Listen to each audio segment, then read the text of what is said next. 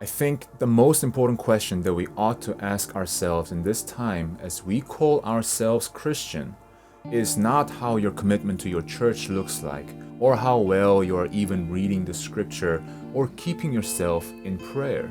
See, regardless of how many years of experience on Christianity which you have had, the question still comes back to the crucial beginning. Are you truly born again? It may sound like a daring question, but it is a crucial question. In this time and age where we live under so much of assumption, and while at the same time we fear so much to be labeled judgmental in somewhat, we have lost our understanding of rebirth. We say that we are born again because we're Christian, but what are we actually born again from, and what are we born into? Jesus said that you will know the tree by its fruit. So let's picture a tree, and let's call it the evil tree, with all sorts of the evil fruits that we can imagine. Pride, lust, greed, envy, etc. But to summarize it all, self-centeredness. And if the tree had the ability to hide its fruits among its leaves, or if the fruits weren't visible because it was not a suitable season or an environment at the time, can we now declare this tree a good tree? And as much as the apples do not grow from grape tree, merely not seeing an evil fruit does not change the reality of its nature. It is the same tree that will have no option but to manifest its fruit given the right condition, environment, and situation. But rebirth first means that the tree is rooted out, and that's what death of self means. The nature of the evil tree is crucified with Christ, as it says in Galatians 2:20, and the new tree, a new nature is planted. And in its growth and in season, it yields not just a good fruit from the sake of good, but the spiritual fruit that is centered around Christ. And this also doesn't mean that you are immune from sin once we are born again, but that there is a new desire that the heart simply can't ignore.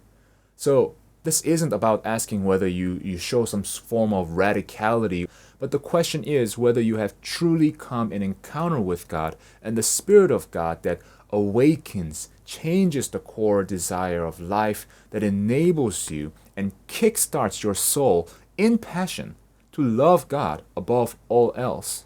Meaning that the priority of your life reforms, making you want to read the Bible, to know Him, want to pray and to wait upon Him, want to be stretched in your faith, and want to fellowship with the people who have been awakened by same Spirit of God. Have you encountered God in a way that changes your very nature? To start hating sin because you understand what it means not to yourself, but to God, and the nature that drives you to keep His commandment of the new covenant, to love the Lord your God with all your heart, mind, and soul. I have realized that after 19 years of my Christian life, that I could be having some sort of a relationship with God and be doing all the Christian things without this commandment. See, a form of Christianity or even being an enthusiast can be performed. It is such a pretense. And these days, it's really just taken over as a trend. You put on a Christian t-shirt, put on a Bible verse or quote on your profile, and one can even spend the time of their life in apparent service of mission, while not arriving at the point of rebirth. When I was awakened to the truth of myself, Jeremiah 17:3 that says that the heart of man is deceitful above all things and desperately wicked.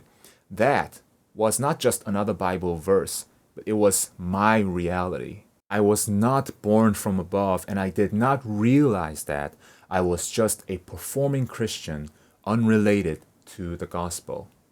I want to share with you a famous illustration by Charles Spurgeon of a pig.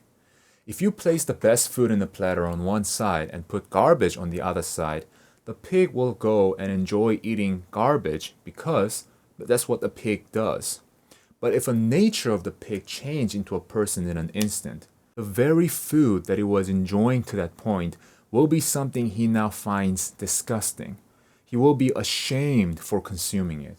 And that is the power of God who changes the nature of man.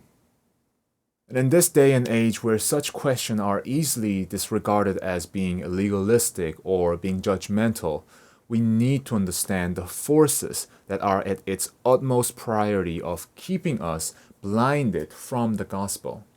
And I encourage you to question the status quo, and I encourage you to question yourself and your faith. And I pray that He may give us the courage and the desperation for the truth that sets us free.